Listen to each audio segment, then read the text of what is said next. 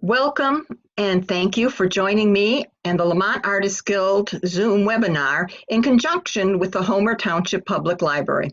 My name is Betty Burian Kirk, and before I go into the program tonight, I just want to briefly tell you a little about the Lemont Artists Guild. We are a 501c3 non-profit organization.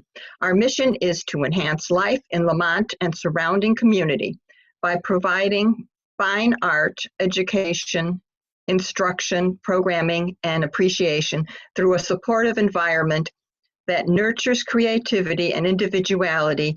In the past several years, we have been having our programs at the Homer Township Public Library. However, since we cannot meet in person right now because of the COVID-19 pandemic, we are coordinating our program online with the library instead. Thank you so much for your patience as we maneuver through new ways to do things tonight in our first online Zoom meeting webinar. So I hope you will bear with me as I navigate this meeting in the Zoom platform. We will be having our online programs on the second Wednesday of the month this fall of 2020. We are working on setting up our October topic, so we should know more about that soon. And we'll have that posted when it's confirmed. Our website is www.lemontartistsguild.org. If you want to learn more about us or join our group as a member, you can also visit our Facebook page. Just look up Lemont Artists Guild. Okay, our program for tonight is So You Think You Know Color Theory. If you have not downloaded the handout for it, you can view it on the Homer Library's calendar page when you register, or it is also on the Lemont Artists Guild website. Along with my presentation, the handout provides notes on the lecture and lists sites that I feel would be useful to you on using color. Now okay, not working. Oh, you have disabled me, dear. Okay, we are going to get you enabled here. All participants. There we go. Does that help you? Yes. Okay.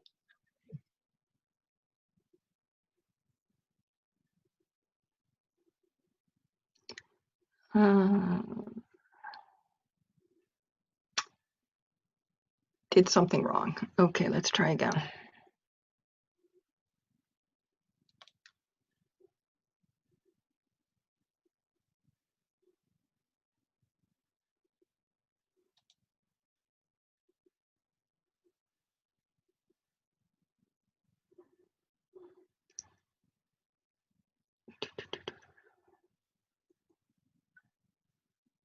Okay, are you seeing the slideshow? Yep, So You Think You Know Color Theory. Okay, good, thank you. Sure. Oh, shoot, did I just knock me out? Yeah, you accidentally hit stop sharing, but that's okay, we'll try again.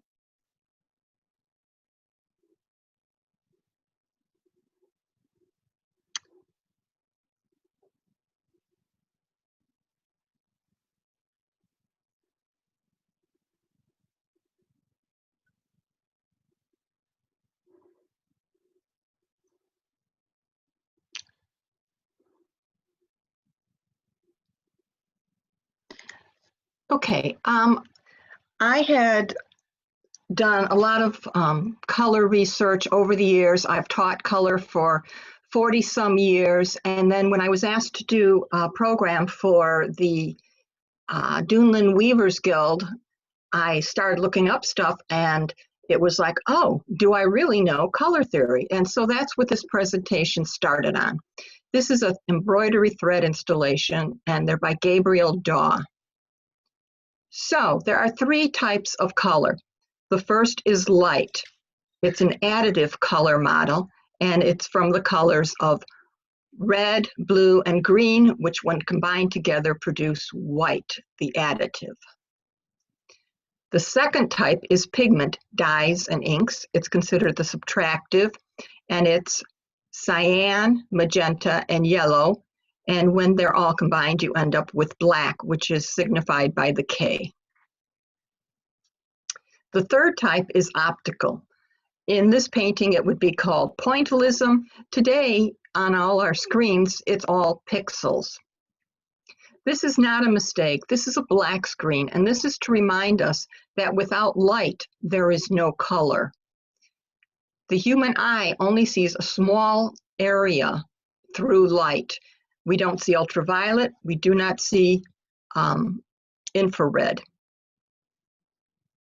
Now, photographers have a lot to deal with in lighting. They need to know if it's outdoor light, condensed light, fluorescent light, but even painters have to deal with lighting. Monet's cathedrals are a great example. Whatever color stone this cathedral was made out of, it is the same no matter when you look at it, but because of the lighting, morning, noon, evening, or spring or fall, the lighting can be different. This is our 6-color color wheel that we learned in grade school, with the primary colors of red, blue, and yellow, and the secondary colors of orange, purple, and green. When we got older, we got to the color wheel with tertiary colors. And tertiary colors are made by mixing a primary yellow and a secondary orange to give us yellow-orange. So we add 6 more colors. I had been working with the color for a long time and was very unhappy that sometimes I would mix 2 colors together and didn't get what I wanted. Then in 2002, Michael Wilcox produced the book, published, Blue and Yellow Don't Make Green. This is because there are undertones to colors. So you can have a warm red, yellow, and blue, and you can have a cool red, yellow, and blue. So if you have a blue that's been tinted slightly with green and you mix it with yellow, it makes a lovely green. If you have a blue tinted with violet and you mix it with red, it makes a lovely purple. Okay, I'm going to talk about the evolution of color theory, but I'm not going to deal with what most of the physicists have said about color. I'm dealing more with just artists. Newton came up with a 7-color color wheel. What he did is he put white light through a prism, which gives us what we normally call our rainbow, and then show that if you put it through a prism again, you end up with white light.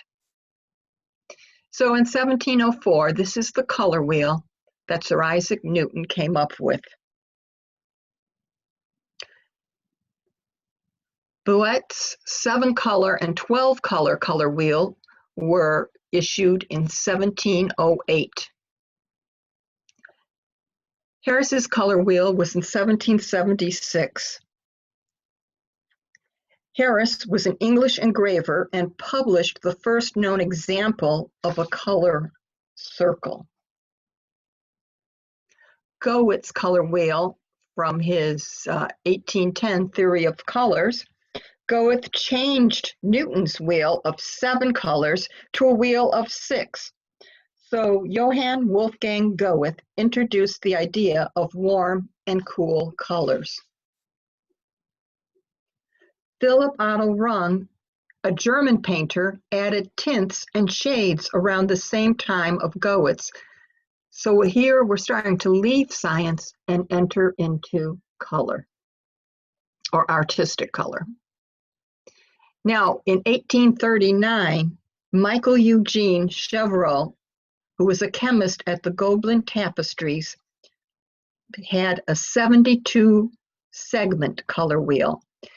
It's on how we perceive colors. The color will give a neighboring color a tint of its complementary color. He published The Principles of Harmony and Contrast Colors, which deals with simultaneous contrast. Wilhelm von Bezold in 1874 also dealt with how colors vary depending on what is next to them. 1904 color wheel based on red, yellow, and blue as primaries, and orange, green, and violet as secondaries. Now in 1908, the color wheel with red, green, and violet plus colors, and magenta, yellow, cyan minus colors. So now we're starting to combine two different primaries. In 1904, Munsell worked with hue, value, and chroma. Chroma is the color, seen here on 12, is measured on how pure a color is in relationship to gray. Color saturation is simply a degree of purity. So as you would move up, you would get tints, and as you move down, you would get shades. Eiten, a German-Swiss artist, was part of the Bauhaus, and he dealt with the psychology of colors. Again, we have red, yellow, and blue primaries, and a 12-color color wheel.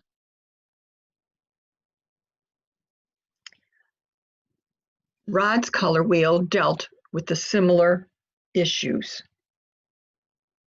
Then, in 1991, we came up with the real color wheel.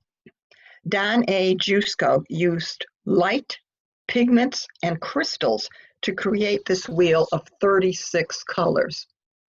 He's an oil painter, and he stated, "The original color wheel painting was painted by me for artists like me painting on location. I found the colors in nature used perfect complements." So how to use the color wheel? These are transparent primaries to paint with. Transparent yellow, transparent magenta, and transparent cyan. These colors mixed with will make red, blue, and green. Adding white will make them tints and opaque. This color wheel shows where the colors are positioned and how they get darker to match. 2008, Ives came out with a color wheel, which is pretty much the same as the real color wheel. It's subtractive, and the Ives color wheel uses magenta, yellow, cyan, or turquoise as its three primary colors. This system is the basis for dyeing textiles and the CMYK system used in printing.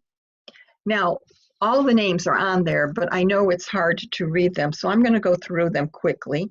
Number 1 is yellow, 2 is chartreuse, 3 is yellow-green, 4 is spring green, 5 is green, 6 is blue-green, 7 is aqua green, 8 is aqua blue, 9 is turquoise blue or cyan, 10 is cerulean blue, 11 is blue, 12 is blue violet, 13 is violet, 14 is red violet, 15 is purple, 16 is fuchsia, 17 is magenta, 18 is blue red, 19 is red, 20 is orange red, 21 is orange, 22 is yellow orange, 23 is orange yellow, and 24 is golden yellow.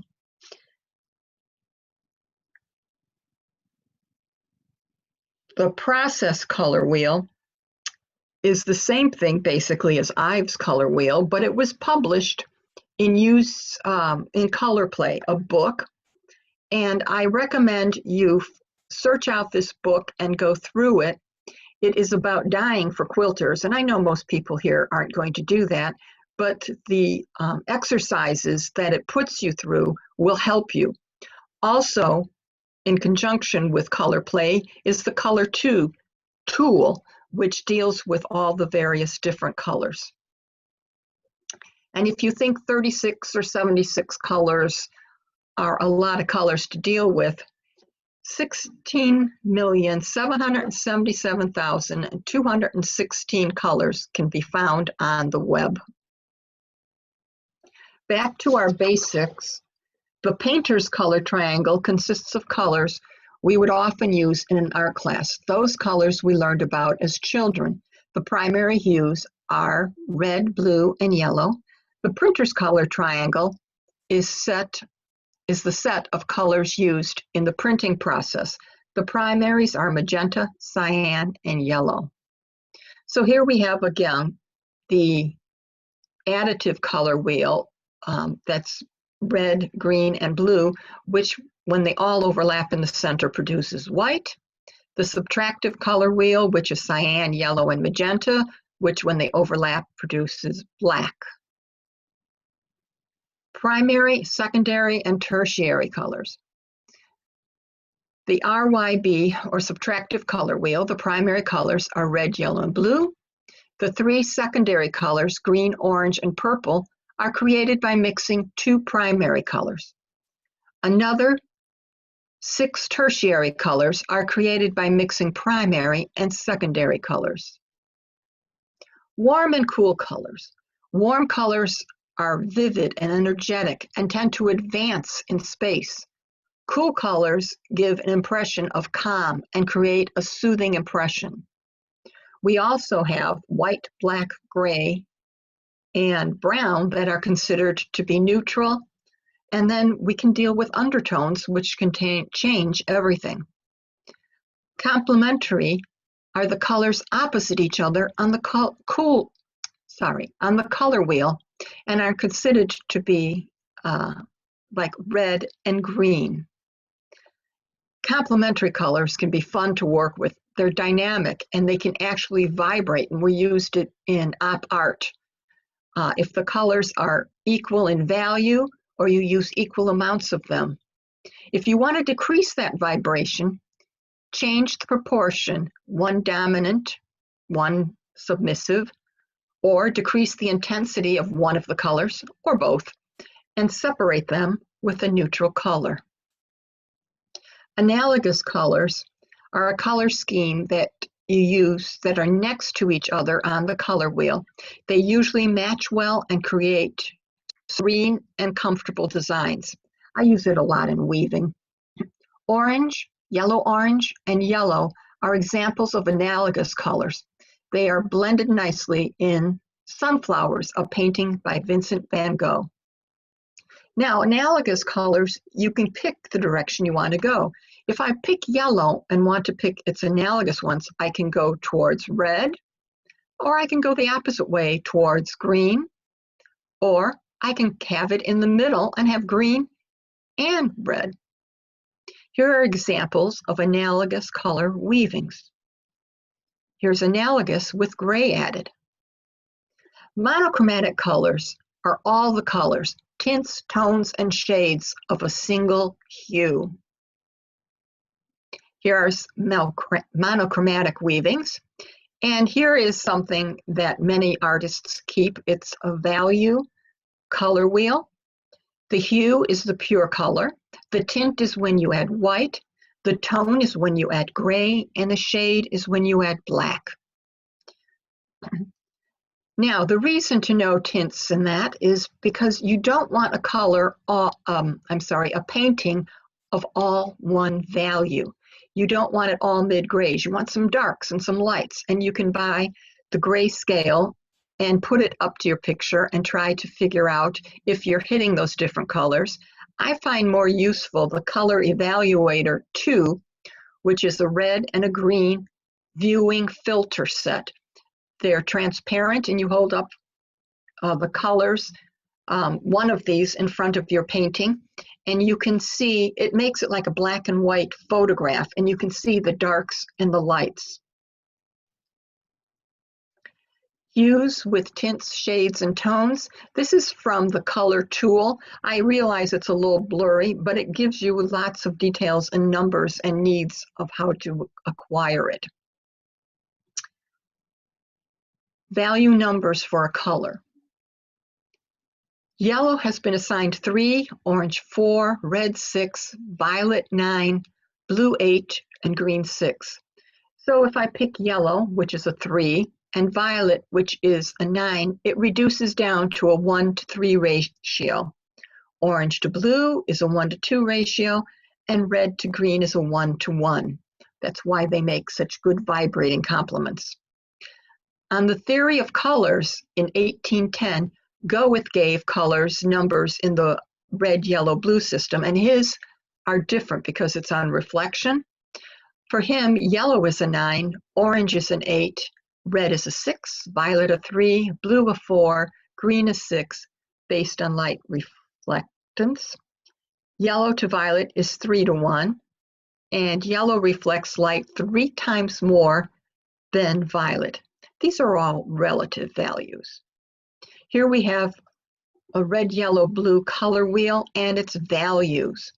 So if we took a black and white picture, we'd see something like what's on the right. Here's the magenta, yellow, cyan color wheel and its values to the right.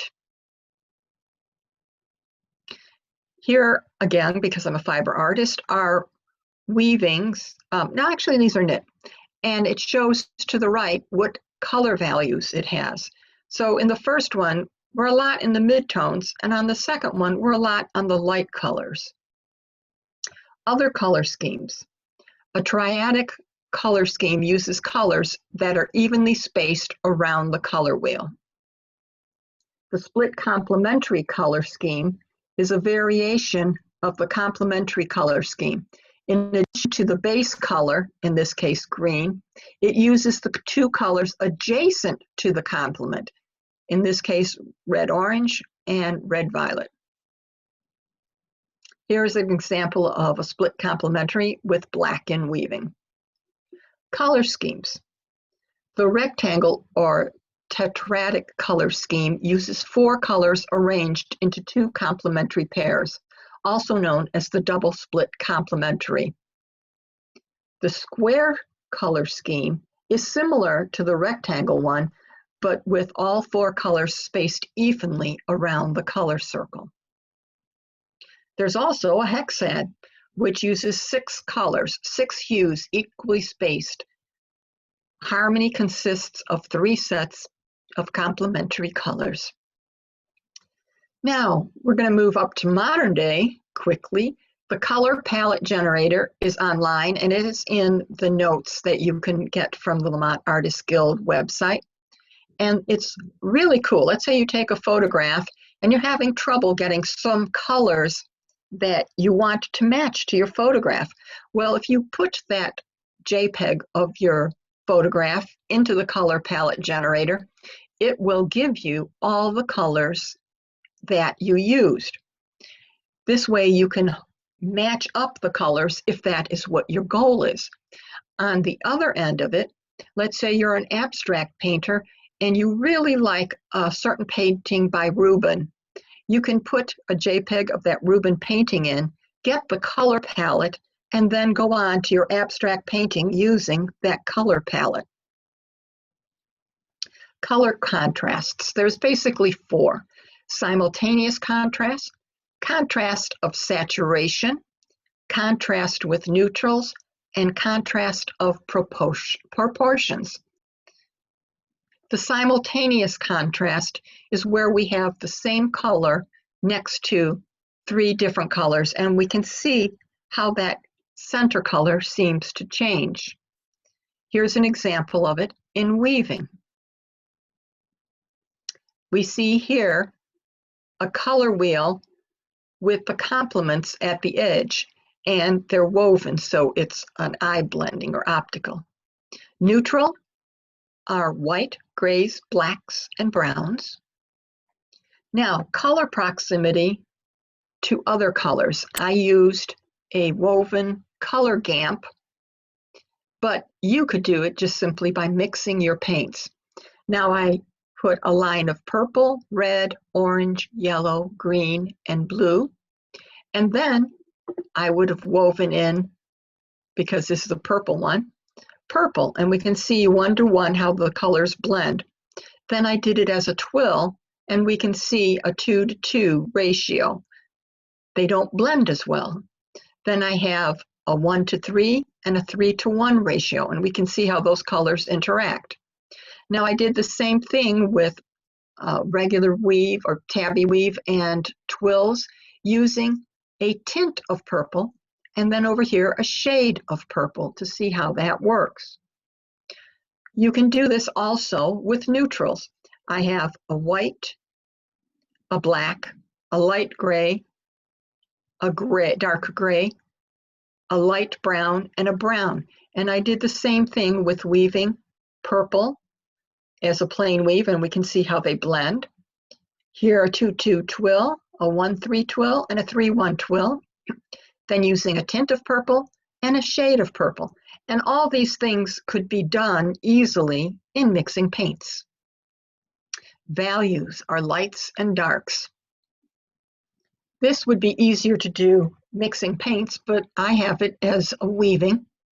Here I have a very light blue color that I mixed with a tint of orange, a pure orange, and a shade of orange. Blue with a tint of orange, a pure orange, and a shade of orange. Then using dark blue with a tint of orange, orange, and a shade of orange. And here, with more lights and darks of the blues, you can see the lights and darks or gradations of color. Complementary, opposite of the opposite on the color wheel. And this used to be a really simple thing. We knew red and green were opposite each other. However, if you go with Ives' color wheel, it doesn't work that way. Green has the opposite of magenta, and red has the opposite of aqua. Yellow and purple is what we learned. Now we have purple with yellow-green and yellow with violet. Orange and blue is what we learned. Now it's orange and turquoise and blue with yellow-orange. Proximity of relative colors. I realize by now you're getting pretty oversaturated with information, so don't worry if I'm going a little fast because this information is in the notes. Colors are modified in appearance by their proximity to other colors. All colors seem lighter and more dramatic against black. All colors seem cooler and more subdued against white. We called it washed out. Dark colors look darker against light colors than against dark colors. Light colors look lighter against dark colors than against light colors. Colors are influenced in the hue by adjacent colors. Each coloring its neighbor with its own complement. If two complementary colors lie side by side, the contrast makes each seem more intense than it looks by itself. Dark hues on a dark background that is not complementary appear weaker or less intense than they do on the complementary background. Light colors on a light background that is not complementary appear weaker or less intense than they do on a complementary background. A bright color set against a dull color on the same hue further deadens the dull color. When a bright color is set against a dull color, the contrast is strongest when the latter is complementary. Light colors on light background that are not complementary can be greatly strengthened if bounded by narrow bands of black or complementary colors. Dark colors on dark background that are not complementary can be greatly strengthened if bounded by narrow bands of white or light colors. The greatest afterimage appears when a figure and background relationship have the same value and when a large background is set behind a small foreground figure. So here we can see with color relativity how purple looks in different colors, how orange looks in different colors, and how this turquoise looks in different colors. Mixing a midtone. In felt, I mixed yellow with white and got a medium or midtone. Again, easy to do with paint. Here, I did steps from orange to green, and we get all these variations. I felted yellow to red to discover that sometimes going from one end to the other doesn't work as well. The top is when I mixed equal amounts of yellow and red, whereas here is a pre-dyed orange. So it was easier to go from yellow to orange that was pre-dyed, and then the pre-dyed orange to red. Now, when you mix red, yellow, and blue, you get a brown. Cyan, yellow, and magenta mixture in equal amounts gives a lighter color than if I let cyan and magenta dominate. Then I get a darker brown. The basket weave is the top one. It's a 2:2. And you can see that if I want to mix colors, a 1:1 ratio is much better than a 2:2. Contrasts are important in artwork. This can be done with texture, which can be visual, or it can be physical if you're using a palette knife. You can have a contrast in value, and you can even have a contrast in sheen, especially with acrylics with all the additives that you can use as mediums. And this was presented by the Lemont Artists Guild, and this is our website where you can find the handout if you haven't done so already.